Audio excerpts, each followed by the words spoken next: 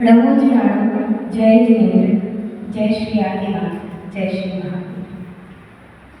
जीव मजीवम दभव जिरवण वसहीन जेणितिठम देवीं दविंदवंदम वंदे तव सगुणा शीर्षम। आज बेहद प्रसन्नता है मुझे कि मुझे ये सौभाग्य मिला कि सोनागिर में अरिहंत देव के दर्शनों के साथ साथ विद्वजनों के भी दर्शन हुए और द्रव्य संग्रह का जो विधान किया उसमें भी बहुत आनंद आया। हमारे समक्ष विद्वान जेपी जोशी जी हैं, विद्वान अशोक जी, विद्वान अभिनव जी, विद्वान श्री नीरज जी ने मुझे आमंत्रित किया था, विदुषी मनीषा जी और विदुषी सुरभि जी, सभी ने बहुत ही सुंदर रूप में वर्णन और विवेचन किया है। सभी के अलग अलग जो विषय दिए गए थे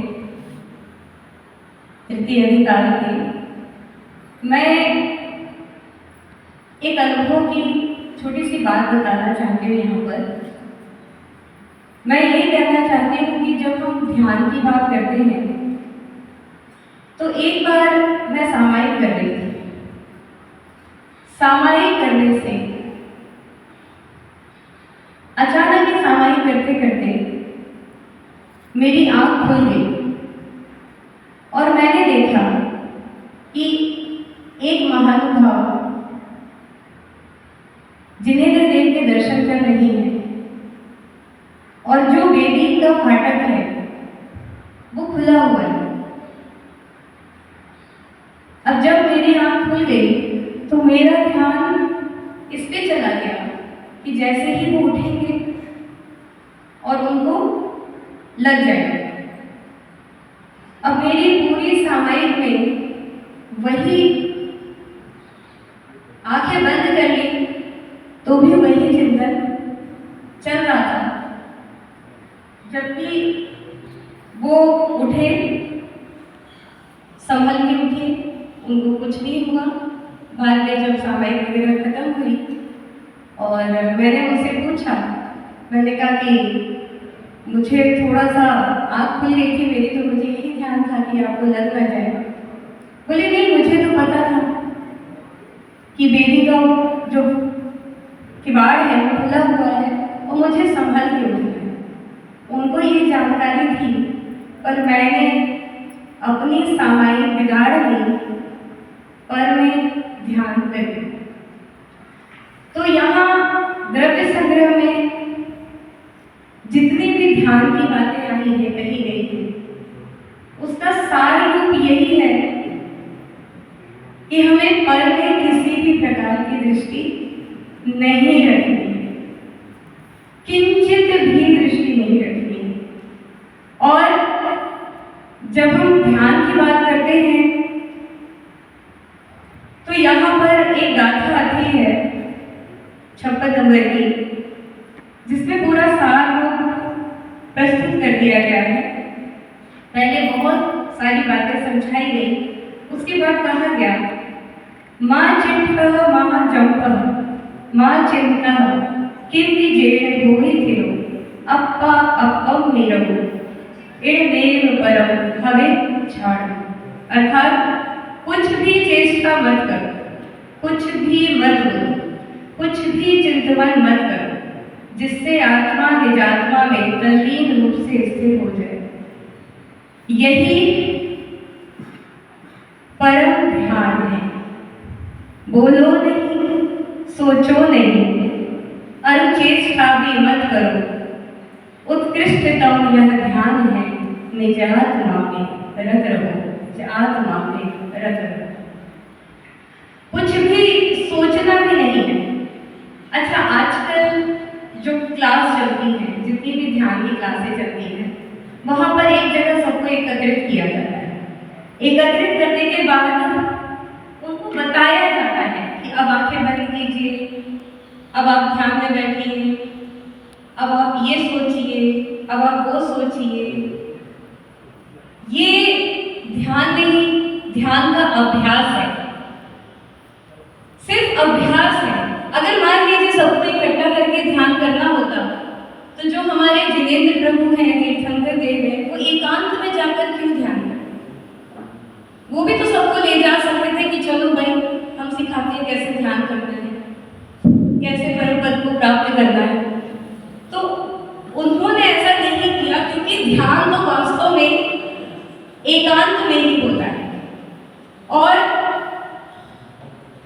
रैण सारंग की गोद में आता है, आचार्य गुरुदेव ने कहा है, अध्ययन में झाड़क, शास्त्रों का अध्ययन ही ध्यान है। हम जितना ज्यादा स्वाध्याय करते हैं, जितना ज्यादा अध्ययन करते हैं, उतना ज्यादा हम उसमें रमते जाते हैं।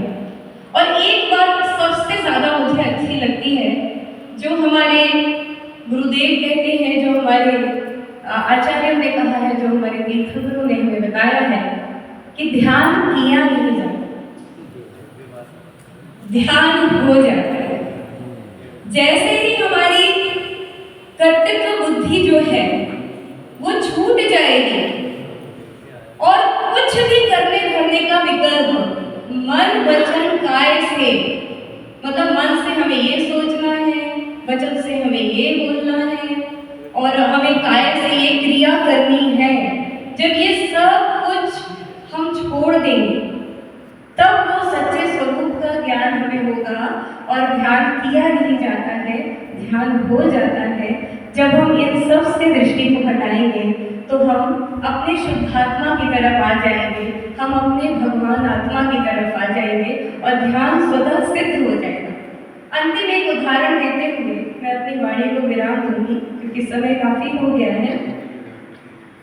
बहुत सारी बातें जो हमारे विद्वानों ने और विदुषियों ने कही, वो सारी बातें मैंने यहाँ पर लिखी थी कि मैं अंत में सभी की बात कहूँगी कि किसका मुझे क्या अच्छा लगा। पर हमारे बड़े पंडित जी हैं, उन्होंने 5 मिनट के अंदर इतने सार रूप में पूरे उस वक्तव्य को सार रूप में प्रस्तुत कर दिया कि मुझे यहाँ पर कहना कुछ रह नहीं जाता है।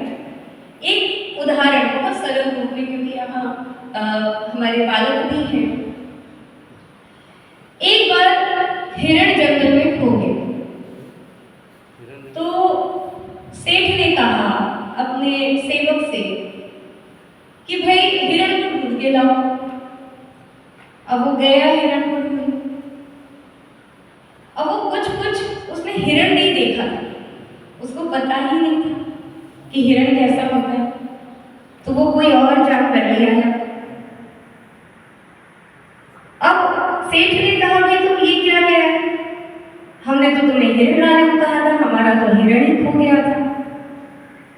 तो सेवक ने कहा कि सेठ जी आपने हमें आज्ञा तो दे दी कि हिरण खोज के लाओ, पर आपने ये तो बताया ही नहीं कि हिरण कैसा होता है। हमने हिरण कभी देखा नहीं, तो हमें जो समझ में आया हम उसको दिए।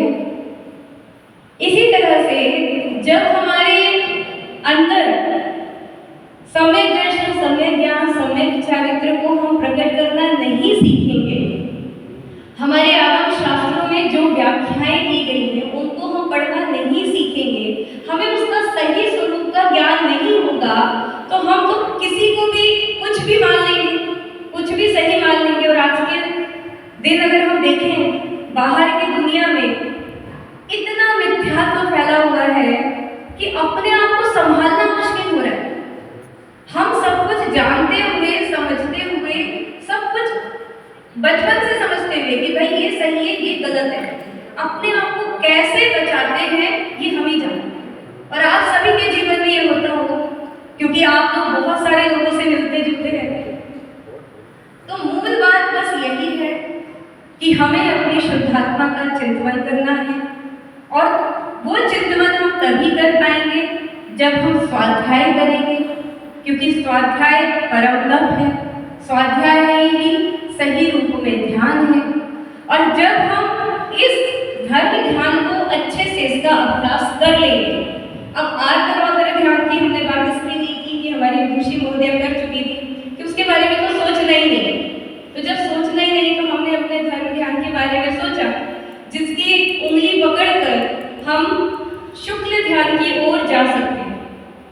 तो जब हम शुक्ल ध्यान की ओर जा सकते हैं, जब हम अपने आत्मा को ही भगवान कह रहे हैं, आत्मा को ही शुद्धात्मा कह रहे हैं, तो उसके चिंतन में हम जितना ज़्यादा डूबेंगे, जितना ज़्यादा स्वाध्याय करेंगे, उतना ही ज़्यादा निखर के सामने आएंगे। और इसके लिए हमें सभी क्रियाओं से दूर जाना पड़ेगा। और वो सभी क्रियाएं मन से जुड़ी होती हैं। मन से अगर हमने उन विकल्पों को त्याग दिया तो निश्चित रूप से हमारे सामने वो क्रिया होते हुए भी हम उसमें नहीं रमते हैं। बस यही एक सार जो मैंने समझा है। बाकी जो चर्चा हुई, दिन में भी मैंने क्लास अटेंड की और बहुत ही सुंदर रूप में विद्वान समझा रहे थे। तो मुझे विश्वास है कि आज और कल 2 दिन मैं यहाँ हूँ और यहाँ से अनेक निधियाँ मैं यहाँ से ज्ञान की निधियाँ लेकर जाऊँगी, जो मुझे आगे भविष्य में भी काम आएंगी और कुछ ना करने की प्रेरणा देगी, सिर्फ शुद्धात्मा में ही रमने की प्रेरणा देगी, अपने आत्मा को भगवान बनाने की प्रेरणा देगी। रमो जनार्दन, जय जय जय श्री राम, जय श्री राम। आप सभी को शत शत नमन। बहुत बहुत धन्यवाद आदरणीय अध्यक्ष महोदया। बहुत सुंदर मार्गदर्शन, बहुत सुंदर ध्यान का विवेचन।